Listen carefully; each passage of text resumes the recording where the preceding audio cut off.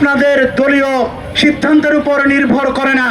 জুলাই গণভোটে বাংলাদেশের 70% মানুষ যে গণভোটের পক্ষে ভোট দিয়েছিল, বাংলাদেশের মানুষ প্রয়োজনে আবারও রাস্তায় নামবে।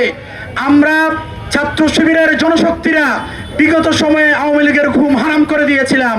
আপনারা যদি মনে করেন আপনারা জুলাই গণভোটের বিপক্ষে অবস্থান নিয়ে, জুলাই সনদের বিপক্ষে অবস্থান নিয়ে শান্তিতে ক্ষমতায় থাকবেন, শান্তিতে ক্ষমতায় থাকার স্বপ্ন দেখেন, আপনাদের সেই স্বপ্ন দুঃস্বপ্নে পরিণত করব আমরা।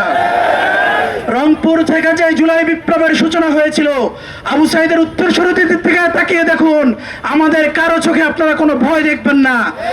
আমরা বাংলাদেশের ফ্যাসিবাদের ঘনঘোর অন্ধকারে রাজপথ ছেড়ে পালাই নাই। আপনারা যদি নতুন করে ফ্যাসিবাদী রাষ্ট্র কায়েম করতে চান, আপনাদের বিরুদ্ধে, আওয়ামী লীগের বিরুদ্ধে যেভাবে আমরা মাঠে ছিলাম, সেভাবে আমরা পুনর্বার আপনাদের বিরুদ্ধে আন্দোলন গড়ে তুলব।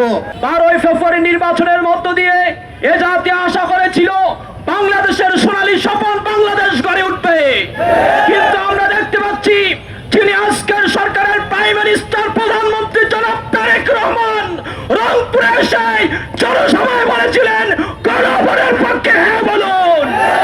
আজকে আমি প্রাইম মিনিস্টার জনাব তারেক রহমানকে জিজ্ঞাসা করতে চাই, রংপুরের মাটি থেকে আপনি গণভোটের হ্যাঁ ভোট দিয়ে শপথ না নেওয়ার কারণে বাংলাদেশের মানুষের সাথে প্রতারণা করেছেন। জুলাই গণঅভ্যুত্থান নিয়ে, এই জুলাই রায়কে নিয়ে তাও বাহানো শুরু হয়েছে। 24-এর গণঅভ্যুত্থানে জীবন দিয়েছি, প্রয়োজনে আমার জীবন দেব, এই জুলাই গণঅভ্যুত্থানকে বাস্তবায়ন করে ছাড়বো।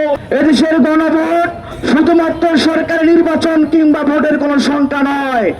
এই গণভোট হচ্ছে শিশুদের আর্তনাদ।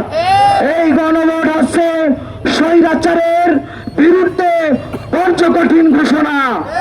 যে বা যারা টেবিলের নিচে এই গণভোট নিয়ে ষড়যন্ত্র লিপ্ত হচ্ছেন, তাদের উদ্দেশ্য বলতে চাই, আগুন নিয়ে খেলবেন না।